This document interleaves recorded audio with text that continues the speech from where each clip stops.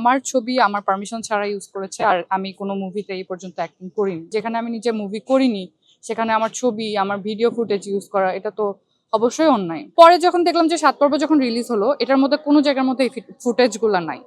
পরে যেটা বুঝলাম এগুলাই মনে হয় সিনেমাতে ইউজ করেছে। যারা অথরিটিতে আছে তাদের সবার কাছে অ্যাপ্লিকেশন দিয়েছি। We have lots of proofs. Of course I will see him, because এটা উচিত না।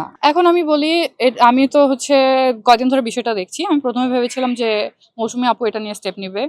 সো যেটা দেখছি যে স্টেপ নেওয়ার পরেও হচ্ছে আমাদের হাসান জাহাঙ্গীর ভাইয়া উনি খুব জোর গলায় অনেক মিডিয়ার সামনে অনেক কথা বলছে। সো আমি ভাবলাম যে আমার আসলে এই মুভিটা ঠেকানো উচিত। সো আমি তো ঠেকানোর কেউ না, বাট আই ট্রাইড, বিকজ আমার অজান্তে আমার এগুলো ইউজ করা উচিত না।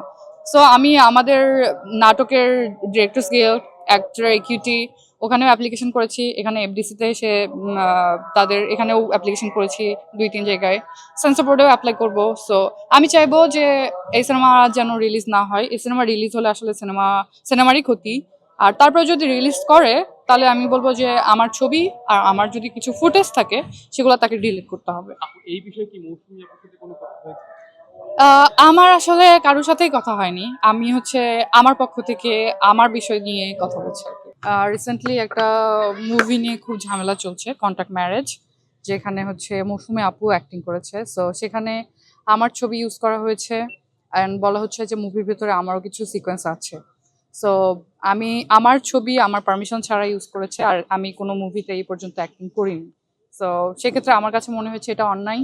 আর এর জন্য আমি এখানে একটা লিখিত অভিযোগ দিয়ে গেছি এফডিসিতে এসে। এফডিসির যারা লাইক যারা অথরিটিতে আছে তাদের সবার কাছে অ্যাপ্লিকেশন দিয়েছি। তো সব জায়গায় একটা করে লিখিত অ্যাপ্লিকেশন দিব। তারপর আমার জায়গা থেকে যেভাবে প্রোটেক্ট করা যায় সেটা আমি করবো। আমি প্রথম বলি, আমার সিনেমাতে অ্যাক্টিং করা হয় না এখনো।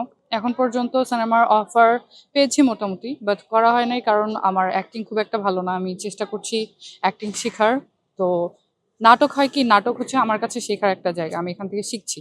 সো আমি হচ্ছে সিনেমা একটা big farm, not a cup of T. So সিনেমার জন্য অনেক প্রিপারেশন লাগে, এটাতে ইনভেস্টমেন্ট বেশি।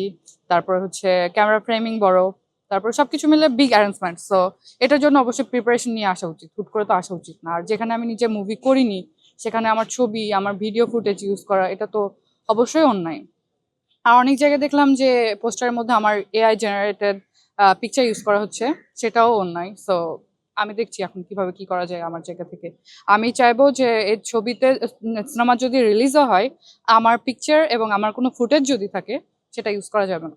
আপনার কি অনুমতি নিয়েছিল কিনা? না, আমার এক্ষেত্রে কোনো অনুমতি নেওয়া হয় নাই। আমি হুট করেই ছবিটা দেখি।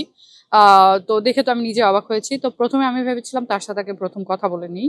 সো তার সাথে কথা বললাম, সে অনেক ধরনের কথা আমাকে বলল, যেটা মানে অসংলগ্ন লেগেছে আমার কাছে।